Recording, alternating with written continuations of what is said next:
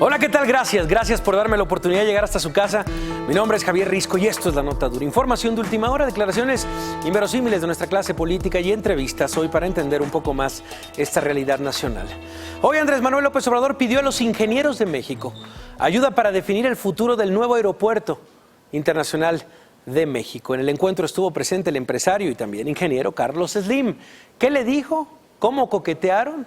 Bueno, pues parte de lo que le dijo López Obrador al hombre más rico de México. ¿Qué vamos a hacer con el aeropuerto en la Ciudad de México? Y este sí es un asunto que yo quiero endosar a ustedes.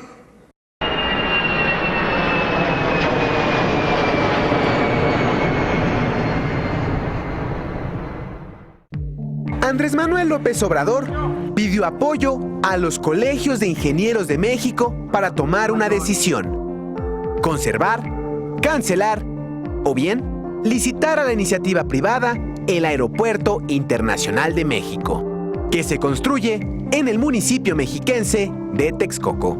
Que no es un asunto fácil. Estamos hablando de mucho dinero público. Hasta ahora ya se han destinado 85,000 millones de pesos del presupuesto.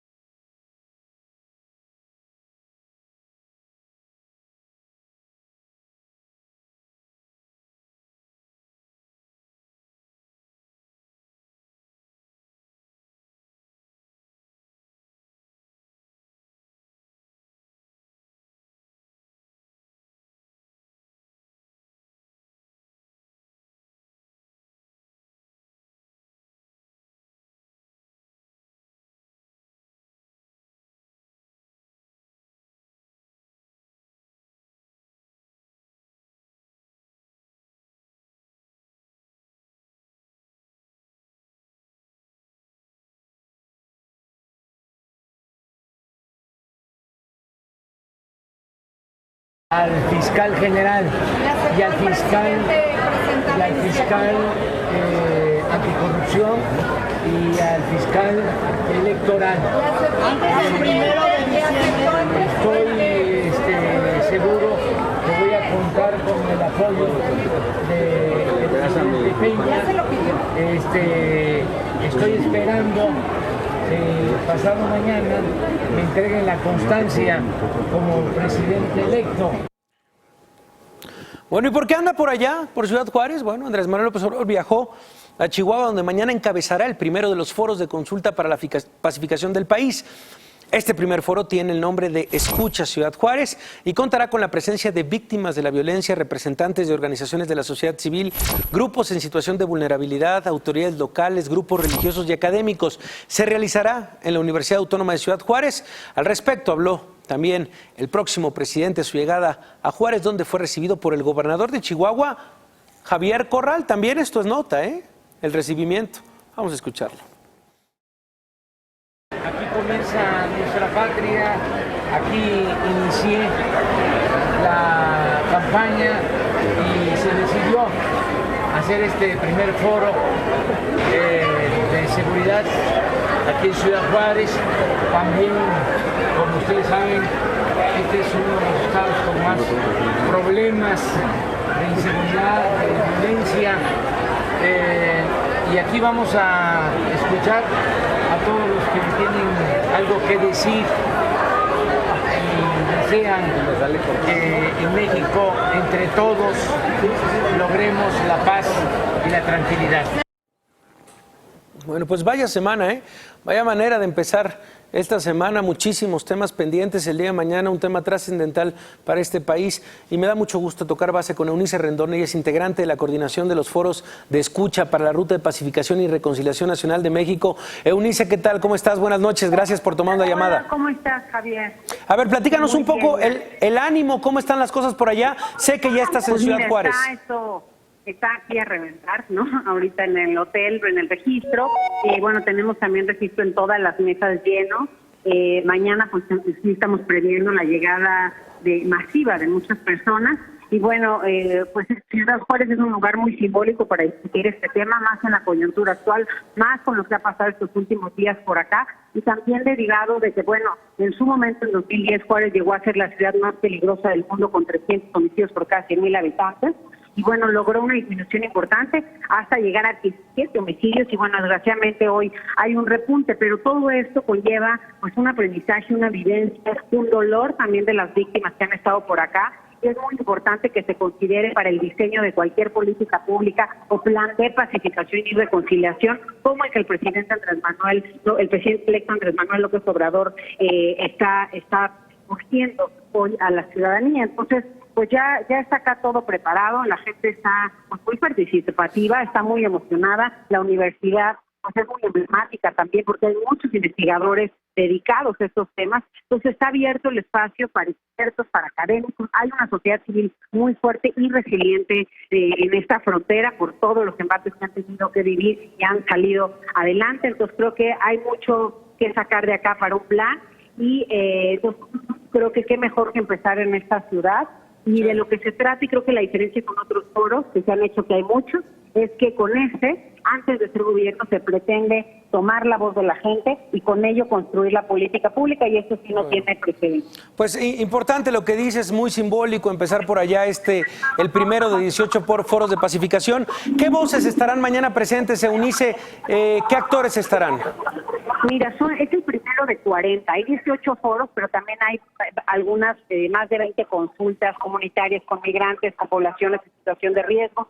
Por acá vamos a tener pues al gobernador del estado, que quien recibe también a los invitados, va a estar el presidente electo, va a estar Alfonso Durazo, la ministra Olga Sánchez Cordero, también están por acá pues Loreta Ortiz, están por acá Zoe Robledo, Alejandro Encinas, Alejandro Gertz Manero, en fin, entonces hay todo un equipo acá que va a estar acompañando las mesas el día de mañana y bueno, mucha gente, sobre todo muy ávida de participar. Va a haber una relatoría especializada y moderación y una estrategia también en estas mesas llevada a cabo por la Universidad Autónoma de Ciudad Juárez y sus investigadores.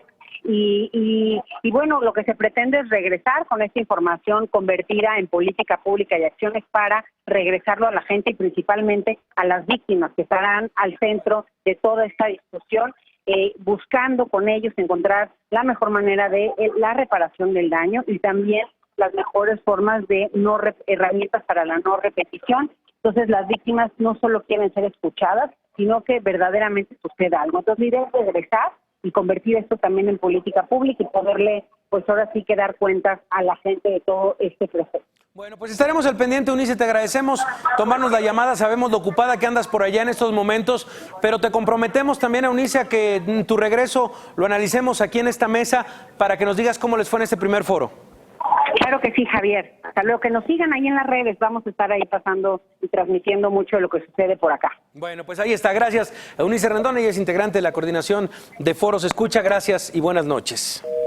Ahí está Eunice Rendón, importante lo que va a suceder el día de mañana. Hoy, como ya lo decíamos, ya está por allá, pues están por allá prácticamente todas las cartas fuertes del nuevo gobierno.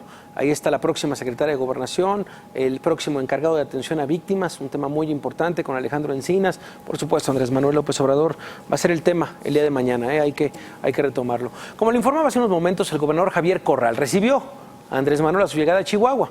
En su cuenta de Twitter escribió: "Me dio gusto recibir en mi tierra a Ciudad Juárez con un sincero abrazo y un apretón de manos a López Obrador.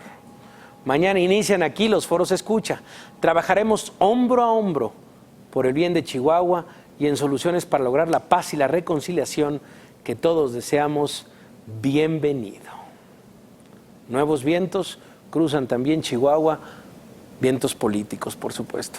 El próximo secretario de Educación, Esteban Moctezuma, informó que entre el 27 de agosto y los primeros días de noviembre se realizará una consulta abierta para proponer cambios a la legislación en materia educativa. Es parte de lo que dijo.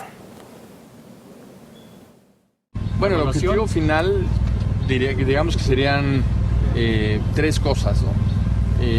Uno es un nuevo acuerdo educativo que le dé a la educación equidad, que es tan importante en México.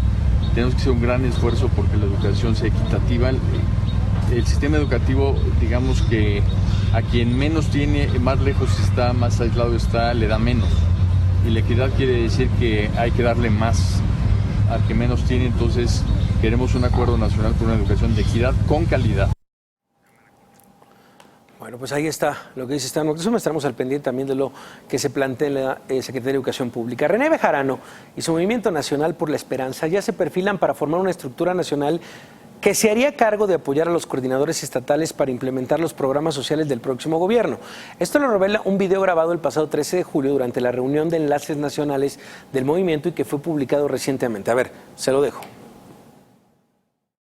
Y que esa coordinación va a ser por donde van a bajar los recursos de diverso tipo, los diversos programas que se van a implementar, tanto los que ya existían como los nuevos del gobierno federal. Pero va a haber una coordinación por cada una de las 300 zonas y ahí va a coordinarse las tareas de desarrollo social, de pueblos indígenas, de desarrollo rural, de agua, de medio ambiente, de comunicaciones y transportes, de la Secretaría de Seguridad Pública, de la Procuraduría, y también a través de esas coordinaciones seguramente se van a empezar a canalizar lo que ahora les llaman proyectos productivos.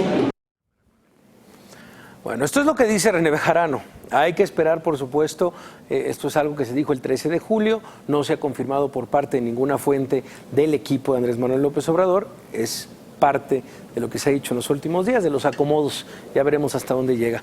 El Partido Encuentro Social se niega a perder su registro. Hugo Eric Flores, líder nacional de este instituto, pidió al Tribunal Electoral del Poder Judicial de la Federación revisar sus impugnaciones en las votaciones de diputados y senadores para que puedan mantener el registro, luego de que el viernes pasado la Sala Superior desechó la impugnación para abrir 17,000 urnas para el recuento de votos en la elección presidencial. Desafortunadamente la elección elección no está limpia, porque no se redistribuyeron bien los votos de la coalición y están afectando de manera directa y de manera injusta la votación del Partido Encuentro Social, que hoy, insisto, nos tiene en el filo de la navaja. Faltan todavía que se hagan estos procedimientos para la elección de diputados y senadores. Bueno, pues le pedimos al tribunal que sin prisa y sin pausa se ponga a revisar el argumento de fondo del Partido Encuentro Social y haga justicia a petición de nosotros, que somos los principales interesados en defender el voto de la gente que confió en el Partido Encuentro Social. Bueno, y vámonos al bloque de violencia. Este fin de semana en Chihuahua al menos 30 personas fueron asesinadas. El viernes 11 personas murieron dentro de una casa de seguridad en la colonia Praderas de los Oasis, al sur de Ciudad Juárez. Otras 16 personas fueron asesinadas entre la tarde del jueves y el viernes en el estado, mientras que en la capital se cometieron 3 homicidios. Esto en Chihuahua, en Jalisco. El domingo fueron hallados en una fosa los cuerpos de 10 personas en una finca en la colonia Santa Elena de la Cruz, en Guadalajara. Con este hecho ya suman 28 cuerpos hallados desde el 11 de julio en fosas de Tlajomulco, en Salto y Guadalajara. Las víctimas aún no han sido identificadas. Y en Guanajuato fue asesinado a balazos el fotoperiodista Rodolfo García cuando se encontraba en su motocicleta estacionado. Rodolfo García González, de 45 años de edad, según sus compañeros, se dedicaba a tomar eventos sociales, además de colaborar en los semanarios del Valle de Santiago, Día 7 también, y Nuevo Milenio. Hasta el momento se desconoce si el asesinato está relacionado con su profesión. Y rápidamente, de verdad recomiendo la columna el día de hoy en estas páginas de Eduardo Guerrero Gutiérrez. Hoy publica una nota muy interesante que se llama "En Guanajuato y Estado de México no salen las cuentas". Voy a dar un fragmento de lo que dice esta columna publicada hoy en El Financiero. Dice: en 2017 la Procuraduría General de Justicia de Guanajuato tuvo la mayor omisión de víctimas. En relación con las cifras del INEGI, faltaron 829, que constituyen 37% del total. Las cifras que reporta la propia PGJ de Guanajuato sugieren dónde podría estar el engaño. Clasificar como culposos, es decir, accidentales, homicidios que en realidad fueron dolosos. Para empezar, la Procuraduría de Justicia de Guanajuato reporta una tasa anormalmente alta de homicidios culposos, 44 por cada 100,000 habitantes, que es más del triple de la que se observa en el resto del país. También es revelador que los accidentes mortales en Guanajuato no sean accidentes de tránsito, como ocurre en el resto del país y el resto del mundo, sino que en la gran mayoría de los casos sean producto de otro elemento. Para cerrar, dice: si le creyéramos a las cifras que reporta la PGJ de Guanajuato, en Guanajuato no hay una crisis de violencia criminal. Lo que hay es un gravísimo problema de torpeza generalizada de la población. Así que de verdad lo recomendamos y ahorita lo publicamos a través de @jrisco para que lea antes de terminar el día esta columna. En Guanajuato y Estado de México no salen las cuentas. En información sobre el accidente de avión ocurrido el pasado martes en Durango, informó que solo 6 personas permanecen hospitalizadas, otras 5 fueron dadas de alta este fin de semana. Ayer José Rosas Aispuro, gobernador de Durango, indicó que Carlos Galván, piloto del vuelo 2431, fue trasladado a la Ciudad de México para continuar con su recuperación. Bueno, y en información también importante, de esto vamos a hablar en la semana, pero hay que reportarlo hoy. Vamos a ir más allá de esto. En México, 1 de cada 5 mexicanos mayores de 18 años, es decir, 20.2% de la población, ha sufrido discriminación, de acuerdo con la encuesta nacional 2017 elaborada por el INEGI en coordinación con el Consejo Nacional para Prevenir la Discriminación. Los motivos más frecuentes son el tono de piel, la manera de hablar, el peso, la estatura, la forma de vestir, la clase social, creencias religiosas, sexo, edad y orientación sexual. Además, el 23.3% de la población en los últimos 5 años se le negó injustificadamente atención médica, servicios de oficina de gobierno, la entrada o permanencia en un negocio, centro comercial o institución financiera, entre otros. Vamos a revisar esta encuesta de discriminación publicada, este informe de discriminación publicado por el INEGI y CONAPRED. Hay que ir a fondo. Oiga, y antes de hacer una pausa, el exgobernador de Oaxaca, Ulises Ruiz, usted lo conoce bien, fue corrido por miembros de la sección 22 de la CENTE del Hotel Misión de Los Ángeles, donde era una conferencia para confirmar su aspiración de buscar la dirigencia del PRI. Su evento fue interrumpido por los maestros, quienes lo llamaron asesino y cobarde. El exgobernador tuvo que salir por la puerta de atrás del hotel Más tarde minimizó las protestas. ¡Asesino! ¡Asesino! ¡Fuera Ulises! ¡Fuera Ulises! Ulises ya se fue por la parte de atrás. Si quieres, mostramos la puerta por la ¡Asesino! ¡Asesino! ¡Asesino! ¡Asesino! Vamos a dejar propina. Señor Oscar, por favor. ¡Fuera! ¡Fuera! ¡Fuera, pinche ratero! Por favor. Espérenlo allá afuera. Tiene sabor a frío. Seguramente se les paga, ¿no? Pero además lo hacen con todo el mundo. O sea, pues ellos van y protestan, pues así le hacen. Eran como 20, ¿no? 30, no sé. O sea, en relación con el actual gobierno, huele a PRI. Bueno, tiene sabor a PRI. Vaya descripción de lo sucedido hoy por el propio Ulises Ruiz. Oiga, y un mes después de los comicios, justamente hablando del tricolor, bueno, pues el PRI creó la Comisión de Diagnóstico. ¿Qué significa esto? A ver, a través de Twitter puso: en nuestro partido todas las voces cuentan. Por ello ponemos a su disposición el sitio consulta.pri.org.mx, donde podrá participar activamente en este proceso de reflexión, compartiendo sus ideas y propuestas. Todas y todos hacemos al PRI. De hecho, Claudia Ruiz Massieu pone este video en donde dice: a ver, ¿qué nos llevó a donde estemos en este momento parados? Vamos a verlo. Nuestro partido ha iniciado un proceso para definir, con sentido autocrítico y con gran apertura, por qué el 1 de julio no pudimos refrendar la confianza de la mayoría ciudadana. Todos hemos estado ya en este proceso de reflexión. La voz de cada militante vale lo mismo. Por eso, entre todos, tenemos que integrar este diagnóstico. Hoy pongo a tu disposición este portal. En la página oficial de nuestro partido encontrarás una ventana para que puedas, a través de tu celular o de tu computadora, hacernos llegar tus propuestas y reflexiones, en un texto, en un audio o en un video. Todos tenemos que integrar este diagnóstico que sirva como punto de partida para definir juntos cuál debe ser la reforma que necesita nuestro partido. El PRI no es de un grupo ni tampoco de ninguna persona. Es de todos los militantes que queremos a este partido. Por eso, entre todos, lo tenemos que fortalecer. Bueno, a ver si esto huele también a PRI. Es lo que dice Claudia Ruiz Massieu en este proceso de reconstrucción del propio partido. ¿Usted qué dice? ¿Qué los llevó a donde están ahí parados? Vamos a ir a una pausa, pero al regresar vamos a hablar de Acción Nacional. Me da mucho gusto que esta noche nos acompañe aquí en La Nota Dura Fernando Rodríguez Ovales, uno de los panistas más importantes, hay que decirlo así, en este proceso electoral. Va entrando justamente al estudio. Mucho que hablar con Fer Doval, tuitero también indispensable.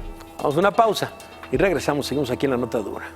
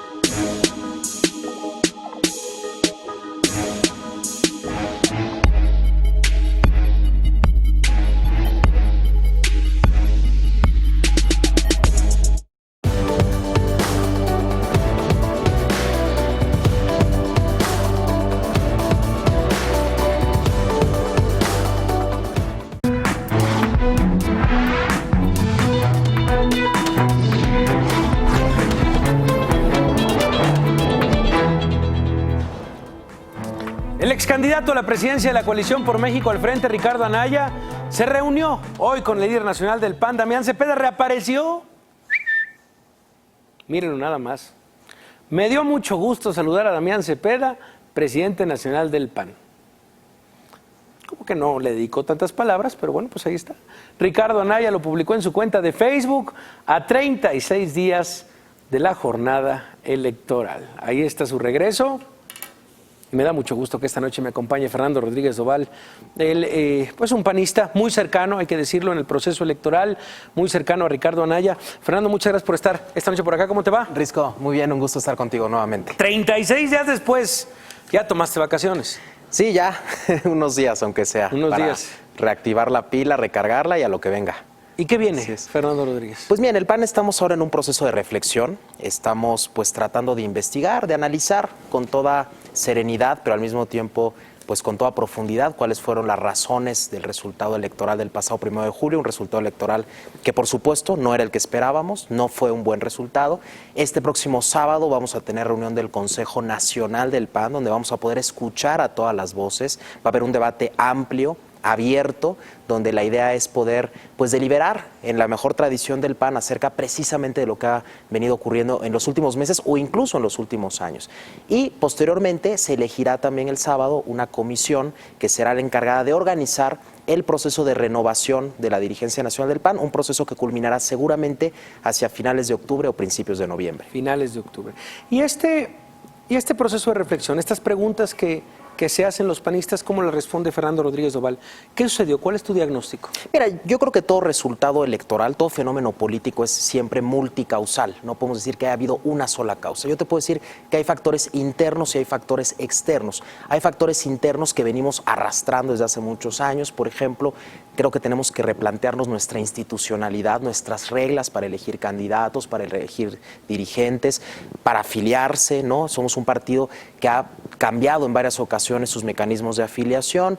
Sin duda tenemos que hacer la reflexión también acerca del frente, ¿no? Con toda apertura, pero no podemos olvidar también ciertos factores externos que existieron en esta campaña. Por un lado, un deseo de cambio que había en esta elección, un hartazgo ciudadano, un hartazgo que se vino incubando en los últimos años y que yo creo que en los últimos 6 explotó precisamente con la mala actuación del actual gobierno federal. Y por otro lado, tampoco podemos obviar la intervención indebida del gobierno federal para descarrilar la candidatura de Ricardo Anaya. Ese es un factor que también creo que incidió. En fin, no agoto ahí las razones, seguramente habrá más, pero creo que son algunas de las causas que sin duda tuvieron que ver en el resultado. A ver, en un tema de autocrítica, el gran acierto de esta campaña y el gran error de esta campaña. Mira, yo creo que aciertos y errores siempre hay muchos, ¿no? Yo creo que un acierto fue el llevar una opción de cambio, ¿no? Nosotros siempre entendimos que esta era una elección de cambio, por eso incluso hicimos una propuesta de cambio en algunos temas consideramos nosotros más radicales que el propio Andrés Manuel López Obrador, por ejemplo, en todo el asunto relacionado con que no haya impunidad o que no hubiera impunidad contra el actual gobierno federal, que es un gobierno que está acusado de muchos actos de corrupción, entre otras cosas. Creo que en ese sentido hicimos un mensaje de cambio, que era el que querían escuchar los ciudadanos, aunque seguramente no tuvimos la capacidad de transmitirlo como sí la tuvo López Obrador, y quizás ahí esté uno de los errores de la campaña, ¿no? La comunicación. Que puede ser un tema de comunicación, de mensaje. También es cierto que nos encontramos durante la campaña, en algunos casos con mucha cerrazón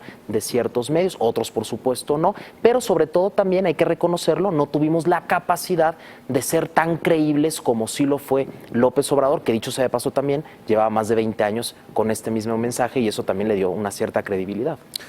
¿Dónde queda parado Ricardo Anaya después de estos días? Yo creo que Ricardo Anaya es un hombre que tiene un liderazgo muy importante no solamente en el PAN, sino en México. Es un hombre joven, tiene 39 años. Creo que algo que quedó claro en esta campaña es que tiene una enorme capacidad. ¿Cuántos años tiene otra vez, para recordarle a la gente? 39 años. 39 ¿no? años. Más allá de los resultados, creo que es una persona que tiene una enorme capacidad y que además tuvo también varios millones de personas que confiaron en él. Así que yo creo que Ricardo Anaya será alguien que en los próximos años seguirá aportando mucho a la vida pública en México. Hoy vimos la semana pasada, el viernes a las 10 de la mañana, esta reunión entre López Obrador y José Antonio Meade. ¿Se ha hablado internamente con el círculo cercano de una reunión entre Ricardo Anaya y López Obrador? Mira, hasta el momento no ha recibido Ricardo Anaya ninguna invitación por parte del equipo del virtual presidente electo. En su momento, cuando se haga esta invitación, seguramente el propio Ricardo la analizará. Él, como lo dijo desde el propio 1 de julio en la noche, él está en la mejor disposición de apoyar todo aquello que sea bueno para México. Sin embargo, también lo dejó claro, él y el PAN vamos a hacer también una oposición crítica que señale todo aquello que consideremos que vaya en contra del interés general. ¿Cómo has visto estos días Andrés Manuel López Obrador? No ha tomado posesión, no le han dado la constancia mayoría, dicen que por ahí el miércoles, pero muy activo en conferencias de prensa, muy activo ganando agenda, en nombramientos, reuniéndose con gente de Estados Unidos, Canadá. ¿Cómo has visto estos 36 días? Sí, sin duda una actividad frenética, ¿no? Un activismo inédito para un presidente, que todavía ni siquiera es presidente electo, para un ganador de la elección. Sin duda, con algunas propuestas interesantes. Yo creo que vale la pena, por ejemplo, hacer un replanteamiento. ¿Qué te llama la atención? ¿Qué te gusta de este nuevo planteamiento? Yo creo que hay que hacer un replanteamiento del tamaño del Estado mexicano, ¿no? El hecho de que puede haber muchas dependencias en los tres poderes, en los órganos constitucionales autónomos, que no tengan una razón de ser, que eso puede llevar a un ahorro importante dentro de las finanzas públicas. Creo que ese planteamiento es un planteamiento interesante. Hay otros temas que creemos que requieren más reflexión y que no la está existiendo, ¿no? Por ejemplo, ciertos nombramientos que nos parecen verdaderamente atroces, como el de Manuel Bartlett al frente de la CFE, no le encontramos ninguna racionalidad a un nombramiento como ese, o el tema que anunció de esta creación de estos coordinadores estatales de programas de desarrollo, que consideramos que es un atentado abierto al federalismo. En fin, habrá que esperar ya, cuando él esté en el cargo, cómo específicamente está planteando estas medidas. Y como te decía, nosotros en Acción Nacional estaremos muy atentos, por supuesto apoyando todo aquello que sea correcto, pero también señalando con vehemencia todo aquello que consideremos que vaya en contra del bien común. Es lo que te iba a preguntar. ¿Fernando Rodríguez Duval se ve como oposición? ¿Estos 6 años una dura oposición? Yo creo que Acción Nacional en el nuevo régimen de partidos va a ser una oposición. Yo creo que hemos visto, después del 1 de julio, asistimos al nacimiento de un nuevo sistema de partidos. Digamos que los 3 partidos que hicieron la transición o que tuvieron el control de la mayor parte de los votos durante los últimos 30 años, que era PRI, PAN, PRD, pues ya están en situaciones muy diferentes. Un PRI pues ya prácticamente muy debilitado, con unas bancadas muy pequeñas, con un resultado verdaderamente tremendo, un PRD también muy disminuido y un PAN que, a pesar de que no obtuvo los resultados que esperábamos, sin embargo el PAN sigue siendo un actor indispensable en la política nacional. Vamos a seguir estando presentes en el gobierno de 12 estados, de cientos de municipios, en muchos congresos locales, bancadas importantes en el Congreso Federal, y en ese sentido prácticamente vamos a ver 2 polos. Un polo hegemónico, que ciertamente tuvo una votación muy mayoritaria, que es Morena, que Morena también hay que decirlo, es una coalición muy heterogénea y muy amorfa, ¿no? Y por otro lado, un PAN que sin duda será esa alternativa a esa nueva hegemonía. Por lo tanto, yo sí veo a un PAN como oposición en el mejor sentido del término, es decir, como alguien que está vigilando al poder. ¿Ves una ruptura total con PRD? ¿Cada quien tome su camino? Mira, yo creo que va a haber puntos en el Poder Legislativo que vamos a seguirnos encontrando el PAN y el PRD, que son aquellos puntos que se marcaron en la plataforma electoral de la coalición por México al frente. Y creo que hay muchos puntos en común, por ejemplo, en materia de combate a la corrupción, el interés por tener una fiscalía autónoma, independiente, también en materia de política social. Yo creo que habrá muchos puntos en común. Por supuesto, la línea política a seguir en próximas elecciones, la política de alianzas, pues la tendrá que definir el nuevo Comité Ejecutivo Nacional. ¿Cómo ves las voces internas o cómo escuchas las voces internas dentro de Acción Nacional? Un Rafael Moreno Valle, un Marco Cortés, un Roberto Gil. ¿Cómo ves estas corrientes? Mira, yo creo que es natural, el PAN es un partido democrático, estamos en un proceso de reflexión y es muy útil que todas las voces se alcen y den sus puntos de vista, no solamente de lo que pasó, sino también de hacia dónde debe ir el partido. Yo creo que esa es la reflexión de fondo. Por supuesto, será muy importante saber quién va a ser la persona que va a dirigir al PAN, no solamente a nivel nacional, también a nivel estatal, porque déjame decirte, Risco, que no solamente se renueva la presidencia nacional del PAN, sino que se renuevan las 32 dirigencias estatales. Será muy importante saber quién es esa persona, pero creo que eso sería irrelevante si no hay un plan claro de hacia dónde tiene que ir el PAN, de cuáles son los retos que tiene que enfrentar el PAN en este nuevo sistema político, porque estamos ante una transformación, sin duda. Ya te hablaba yo de un nuevo régimen de partidos, de un nuevo sistema de partidos, y ahí es donde tenemos que replantearnos, y esa es la discusión de fondo que quiero que haya en mi partido, hacia dónde tenemos que ir, cuál es la línea política a seguir en materia de alianzas, con el próximo gobierno, cuál debe ser nuestra oferta programática, cuál debe ser también nuestra propia actuación en lo que respecta a nuestros propios principios ideológicos, de doctrina, también cómo vamos a procesar los conflictos internos, que han sido temas que en los últimos años ciertamente nos han lastimado. Eso es lo que tenemos que atender de fondo y, por supuesto, también en paralelo, pues elegir a quien sea la persona encargada de llevar eso a la práctica. ¿Qué voz te gusta, Fernando? ¿Qué voz me gusta? De las que están ahí. Ya, yo creo que todas ellas son muy respetables, ¿no? Habrá que esperar a que salga formalmente la convocatoria y a partir de ahí pues se irán definiendo los distintos perfiles. ¿Tú no te ves? Bueno, yo creo que seré una voz que estará influyendo, espero, ¿no?, en mi partido, desde el cargo que deba tener, como un simple militante de base o en algún cargo institucional. Yo siempre estaré pues dispuesto a seguir trabajando por el PAN. Es un partido al que me afilié a los 16 años, hace ya más de 20, así que siempre me veré dentro del partido. ¿Qué le dices a estos llamados durante la campaña rebeldes del PAN? Este grupo de senadores. Mira, yo creo honestamente que no canalizaron de la mejor manera el descontento que podía ser o no legítimo que tenían con ciertas decisiones de la institución. A mí me dio mucha pena ver a algunos de ellos abiertamente apoyando a otros candidatos, ¿no? Y que esa capacidad que algunos de ellos tenían, pues la dedicaran a hacerle el juego sucio al PRI y al gobierno. A mí eso sí me dio mucha pena. Yo creo que tuvieron una actuación bastante lamentable y ojalá que esos casos no se vuelvan a repetir en el futuro. Uno de los retos que tiene el partido es trabajar en su unidad. Por supuesto, la dirigencia tiene una responsabilidad importante en la unidad, pero también es cierto que no puede haber militantes o legisladores o servidores públicos que por sistema se dediquen a atacar y desconocer aquellas decisiones que se tomaron en los órganos estatutarios del partido. Y eso fue lo más lamentable que ocurrió con ese grupo de senadores, pero también con otros grupos que en otros estados del país pues no trabajaron por un propósito en común. ¿Sí lo vas a poner sobre la mesa este próximo sábado? Sí, desde luego, será uno de los temas que habrá que abordar con toda apertura. Somos un partido democrático, tenemos ya casi 79 años de historia y de 79 años de historia donde hemos tenido siempre esa capacidad de decirnos las cosas con total transparencia al interior del partido. ¿La voz de Felipe Calderón?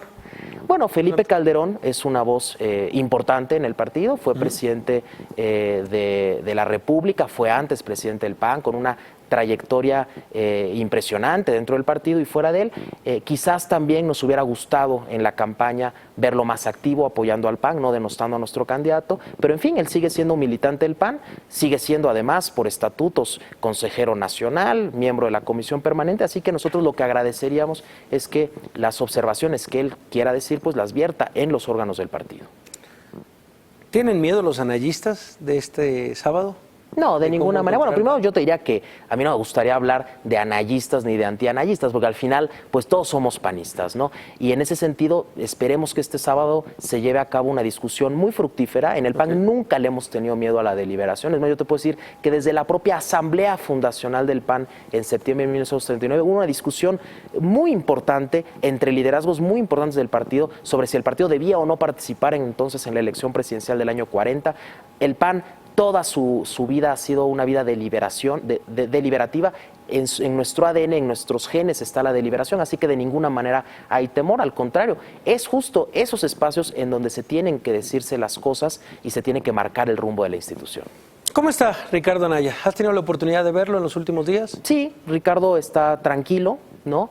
Está también, obviamente, pues pasando por un proceso natural de descanso, de estar con su familia, quiere aprovechar que estar con su esposa, con sus 3 hijos, después de una campaña que fue muy desgastante, una campaña muy dura, y él está bastante bien de ánimo y bueno, pues también con el deseo de estar listo para lo que venga. Él ha decidido mantenerse de momento. No va a estar el sábado. No lo sé, no lo ha decidido, entiendo, ¿no? Pero en todo caso, él seguirá siendo una voz importante en el partido, aunque él también, desde los primeros días después de la elección, dejó en claro que no iba a buscar reelegirse como presidente del PAN. Él ha dicho también que está interesado en buscar opciones de vida académica, de momento, ¿no? Explorar esa faceta que él también ya la ha explorado en el pasado, y en todo caso, como te decía, es un liderazgo joven que tendrá mucho que aportar no solamente al PAN, sino también a la vida pública en México. Veíamos esta fotografía, vaya sorpresa que tuiteaba, a ver si la podemos ver, producción, este tuit del propio gobernador de Chihuahua, Javier Corral. en donde, bueno, lo ponía a través de sus redes sociales, lo ponía de hecho hace un par de horas apenas, él recibiendo a Andrés Manuel López Obrador. ¿Qué te dice esta imagen, Fer? Hay que decirlo, una voz crítica, el propio Javier Corral a Andrés Manuel López Obrador, apoyando directamente a Ricardo Anaya. Es el tuit: me dio gusto recibir en mi tierra con un sincero abrazo y un apretón de manos a López Obrador. ¿Qué te dice esta imagen? Mira, yo creo que al final todos en el PAN deseamos que al próximo gobierno le vaya bien, ¿no? Más allá de que evidentemente pues no tengamos una simpatía con esa opción política, hay que reconocer que ganó con una ventaja muy importante, como nunca había ganado un candidato presidencial en México en la historia reciente, y al final pues todos deseamos que le vaya bien, porque si le va bien al próximo presidente, le va bien a México. Y en ese sentido, nuestros gobiernos estatales trabajarán de la mano en aquello que sea positivo, y estoy seguro que también en aquellas cosas que consideren que no son las mejores, también lo estarán señalando. Han sacado distintos medios trabajos muy interesantes de la 64 legislatura, de cómo vienen las cámaras. ¿Te preocupa el número de panistas en diputados, en senadores, que a veces tal vez no alcancen a dar un golpe en la mesa? ¿Cuál es la posición? Mira, durante muchas décadas en el PAN no había una cantidad importante de legisladores, pero siempre se distinguían por su calidad, por la forma en la que debatían, por la forma en la que hacían política. Y yo confío en que a pesar de esta mayoría que va a tener Morena en ambas cámaras, yo confío en que los grupos parlamentarios del PAN, que dicho sea de paso serán la primera minoría después de la mayoría de Morena, pues tengan esa capacidad de influir, ¿no? Hay muchas veces que desde la oposición, aún incluso cuando el gobierno tenga mayoría legislativa, como es este caso, pueden darse cambios importantes o puede también contenerse ciertos aspectos que puedan ser preocupantes. Yo confío en que el PAN también será fiel a su mejor tradición legislativa y que nuestros próximos diputados federales y senadores estarán haciendo un muy buen trabajo en ese sentido. El futuro de Fernando Rodríguez Doval se ve en la grilla política, se ve dentro del partido formando cuadros, se ve en la vida académica. ¿Hacia dónde se dirige? Pues mira, como te decía, yo tengo una vocación política, creo que nací con esa vocación, he estado en el PAN desde que yo era prácticamente un niño, adolescente, ¿no? Me veo siempre en el PAN. Por supuesto, habrá ocasiones en las que habrá que estar en la primera fila, habrá ocasiones en las que habrá que ser un militante de base, las circunstancias lo irán marcando, pero desde luego yo estaré siempre participando y trabajando por mi partido, y también ciertamente regresaré en este próximo otoño a dar mis clases en el ITAM, como las he venido dando en los últimos años. ¿Qué clase das? Doy una materia que se llama Problemas de la Realidad Mexicana Contemporánea, que creo que... Problemas de la Realidad Mexicana Contemporánea, y bueno, creo que hay mucho que decir, ¿no? Son varios libros, así es, ¿no? El semestre pasado por la campaña la dejé de dar, pero ahora felizmente el próximo martes, de mañana en 8, me reactivaré. Te reactivas Así es. a esta generación, entonces. ¿Cómo se llama otra vez la materia? Problemas de la Realidad Mexicana Contemporánea. Bueno, pues habrá que también invitarte para que hables de esa materia, a ver si nos das una clase rápida en los próximos días. Pues mira, es importante escuchar una voz. No habíamos tenido la oportunidad de hablar con alguien cercano al equipo de Ricardo Anaya, alguien que estuvo tan metido en esta campaña. Habíamos tenido la oportunidad de hablar con varios panistas, con el propio Roberto Gil, con varias columnas que él ha escrito. Él dice también, bueno, pues yo estoy en la vida académica, me quiero ir para allá, pero bueno, en los últimos días ha sonado también fuerte su nombre. Nos interesa mucho saber cómo se va a desarrollar el partido después de lo que pasó el 1 de julio, ver qué pasa con esta figura. Hemos dado seguimiento a lo que pasa en el PRI, como sale hoy Claudia Ruiz Massieu a decir, oigan, pues ya se abrió una página para ver qué nos pasó. El PRD también ahí reconstruyéndose. Vaya, queda, como tú dices, un panorama de partidos como para repensarse y para ver hacia dónde se dirige. ¿Tienen futuro los partidos en México? Yo creo que sí. Debemos de buscar que los partidos tengan futuro.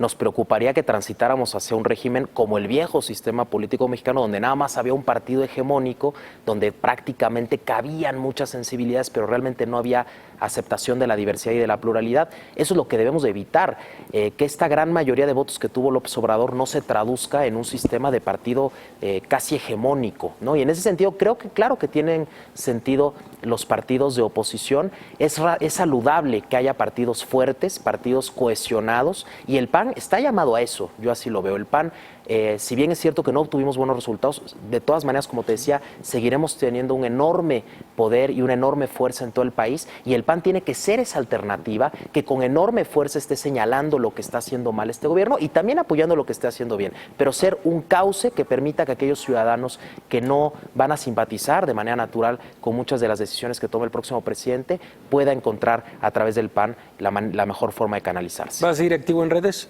Claro, por supuesto. @Ferdoval. @Ferdoval. @Ferdoval. Ahí estaremos al pendiente de lo que digas, Fernando Rodríguez Doval. Gracias por acompañarnos esta noche. Gracias a ti, Risco, de verdad, como estaremos siempre. al pendiente de lo que suceda y te comprometemos para ver si podemos hablar la siguiente semana, para ver cómo les va. Por supuesto que justamente en estas reuniones el fin de semana vemos cómo avanza Acción Nacional. O cómo retrocede, ya veremos el sábado que cómo sea para adelante, seguro cómo que se sí. ponen las cosas. Gracias, Fernando, por estar esta noche. Gracias a ti, Risco. Nosotros vamos a ir a una pausa, pero al regresar, bueno, tenemos todavía mucha más información. Seguimos aquí en La Nota Dura.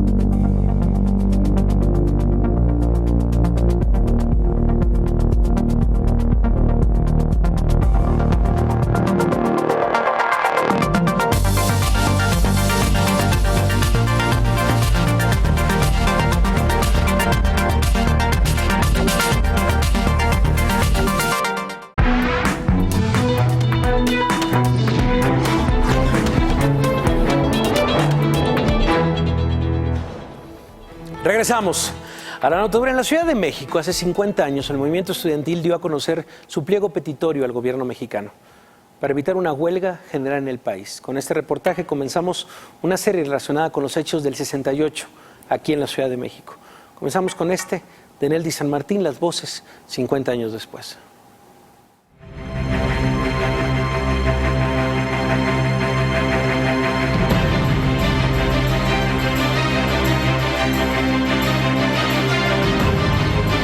A la represión de Gustavo Díaz Ordaz, de finales de julio de 1968, los estudiantes respondieron con organización.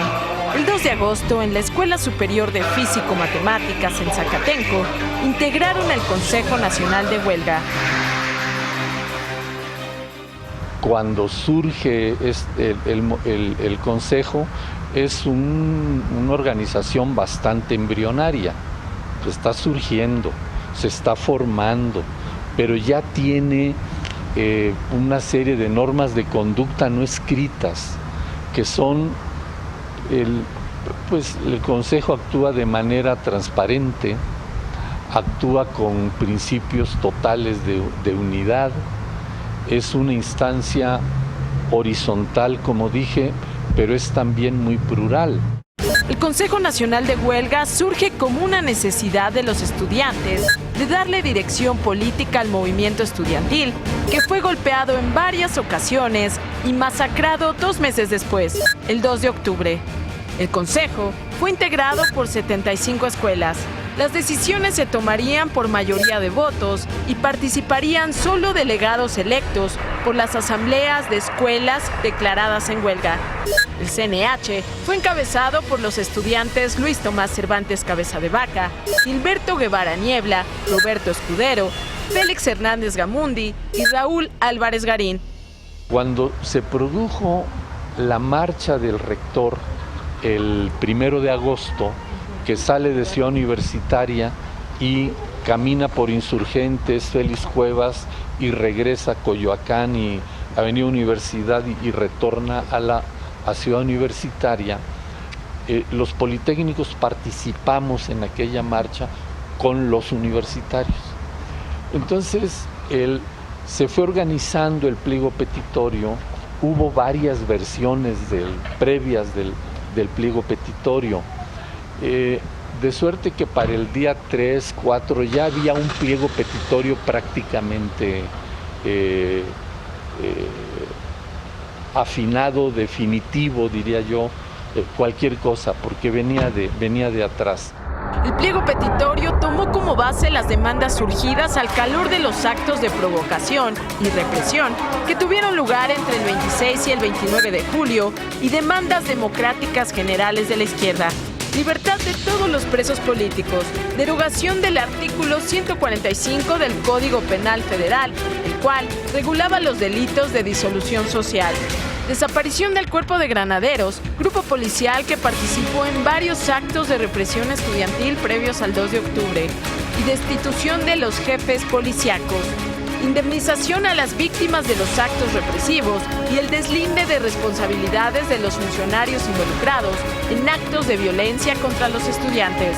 En sí mismo, el pliego petitorio era un reto a un Estado acostumbrado a imponer sus decisiones y métodos sin ningún cuestionamiento. Los comités coordinadores del Politécnico decidimos convocar a la marcha del el día 5 de agosto, donde invitamos al director general del Politécnico y se niega a asistir. Entonces invitamos a los profesores y a los padres de familia que encabecen la marcha junto con nosotros, y esta viene de Zacatenco aquí.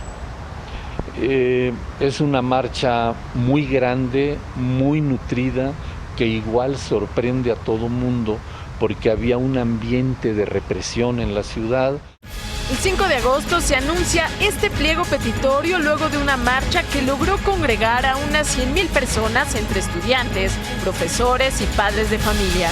La marcha sale de la unidad Zacatenco, pasa por Avenida Instituto Politécnico Nacional, sigue por Montevideo, continúa por Calzada de los Misterios y toma San Juan de Letrán, Nonalco, hasta llegar al casco, donde se hace público este pliego petitorio. Raúl Álvarez hace un discurso por demás enérgico. Él es quien plantea el pliego, informa del pliego petitorio, que lo vinieron resumiendo cada uno de los otros oradores, pero Raúl es quien plantea el emplazamiento a la huelga nacional. Él es quien dice: este es nuestro pliego petitorio, y le damos 72 horas al gobierno para que resuelva esto o estallaremos la huelga nacional. Félix Hernández Gamundi, uno de los líderes del movimiento, recuerda esa protesta como el nacimiento formal del Consejo Nacional de Huelga como el órgano político del movimiento. En los días siguientes, el movimiento toma fuerza y se extiende con la participación de brigadas en los barrios del país. Con imágenes de Luis Fernando Aceves para el financiero Bloomberg, Nelly San Martín. Bueno, pues seguiremos, por supuesto, con esta serie del 68. En más información internacional, Venezuela y Colombia se encaminan hacia una ruptura en sus relaciones diplomáticas.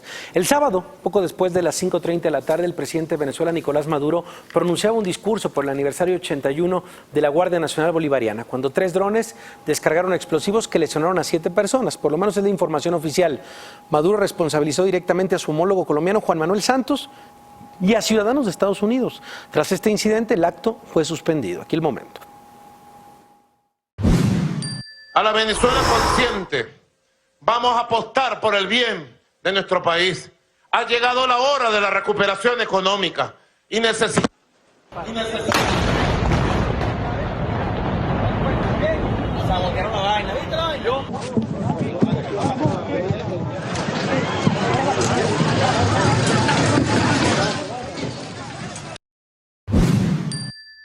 no tengo duda que todo apunta a la derecha, a la ultraderecha venezolana en alianza contra la ultraderecha colombiana, y que el nombre de Juan Manuel Santos está detrás de este atentado.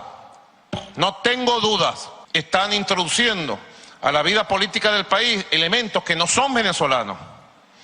Tengo que informar que han sido capturados parte de los autores materiales del atentado contra mi vida el día de hoy. Bueno, el gobierno de Venezuela vinculó a los restos de la desactivada célula rebelde que dirigió el fallecido ex policía Óscar Pérez con el atentado con explosivos. Asimismo, informó de la detención de 6 presuntos implicados en los hechos. De acuerdo con el ministro de Interior, Néstor Reverol, las primeras investigaciones apuntan a que el ataque constituyó un delito de terrorismo y magnicidio en grado de frustración. En un comunicado, el gobierno de Colombia rechazó cualquier relación con el ataque de este fin de semana y señaló que las acusaciones carecen de fundamento. Así que vamos a darle seguimiento. Por lo menos he hablado con varios periodistas, con Luis Carlos Díaz, un periodista venezolano, donde dicen, híjole, la información está muy nebulosa, no hay información veraz. ¿Por qué? Bueno, pues porque las investigaciones, las fiscalías que hacen el seguimiento a este hecho, pues bueno, están cooptadas totalmente por el gobierno de Maduro, así que no hay información veraz. Vamos a darle seguimiento. Vámonos rápidamente con Víctor Piz, editor en jefe del diario El Financiero, para saber qué traemos el día de mañana en portada. Adelante, Víctor, buenas noches. Buenas noches, Javier. Uno de los temas que llevamos mañana de manera destacada, pues es el proceso de negociación del Telecán. Hay 4 temas que se le llaman tóxicos que están en la mesa y uno de ellos tiene que ver con las reglas de origen para la industria automotriz, es decir, el porcentaje que lleva de producción cada auto que se ensambla en la región, ¿no? De producción de la región. Y bueno, la versión que había en las últimas horas es que prácticamente estaba cerrado ese capítulo, que México había cedido incluso a pues la pretensión, la intención de Estados Unidos de llevar cierta ventaja para su mercado, y la verdad es que hoy ya quedó aclarado por parte de los negociadores mexicanos que no se ha cerrado el capítulo, siguen negociando, va a venir una contrapropuesta mexicana y es parte de lo que estamos presentando mañana, porque además estamos en semana de negociaciones del Telecán. Ahora sí, los 3 países, los 3 negociadores se van a juntar en Washington esta semana, jueves, viernes. Me encanta el ahora sí. Ahora sí se van a reunir los 3. Bueno, pues sí. Buen tema. Para mañana, ¿qué otra cosa, Víctor? Y otro tema, pues vale la pena también mencionar esta encuesta sobre discriminación que hoy presentaron el INEGI, CONAPRED, Comisión Nacional de Derechos Humanos. La verdad es que traemos un trabajo muy interesante. Gráficamente presentamos pues los resultados de esta encuesta, en donde el dato que más llama la atención es que 1 de cada 5 mexicanos se siente discriminado, ¿no? Y sobre todo las razones, ¿no?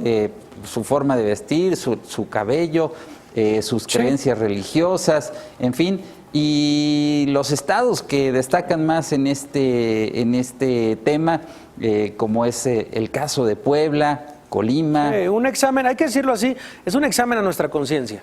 Hay una crítica fuerte a lo que sucede en Estados Unidos, hay una crítica de racismo, de cómo se trata a los mexicanos, pero bueno, cómo nos tratamos entre nosotros, cómo tratamos a los vecinos del sur. De verdad hay que revisarla y por supuesto revisamos el gráfico que mañana trae El Financiero dentro de sus páginas. ¿Y el pilón? El pilón, Salvador Camarena mañana escribe en La Feria sobre las 3 salidas en falso de Ricardo Anaya a propósito de su reaparición hoy en redes sociales. Bueno, pues vamos a ver qué pasa el próximo sábado. Tuvimos por acá a Fernando Rodríguez Doval, que nos adelantaba un poco que va a ponerse complicada la situación, pero bueno, dice, nunca hemos temido en el PAN hablarnos las cosas de frente. Ya veremos qué sucede el fin de semana, querido Víctor Piz. Tenemos una cita mañana a 3 de la tarde por acá en las pantallas del Financiero Televisión. Acá nos vemos. Ahí nos vemos, querido Víctor Piz. Ahí está el editor en jefe de portada del diario El Financiero. Nosotros nos vamos. Esto fue La Nota Dura. Nos vemos mañana a 10:30 de la noche. Yo soy Javier Risco. Pásela bien.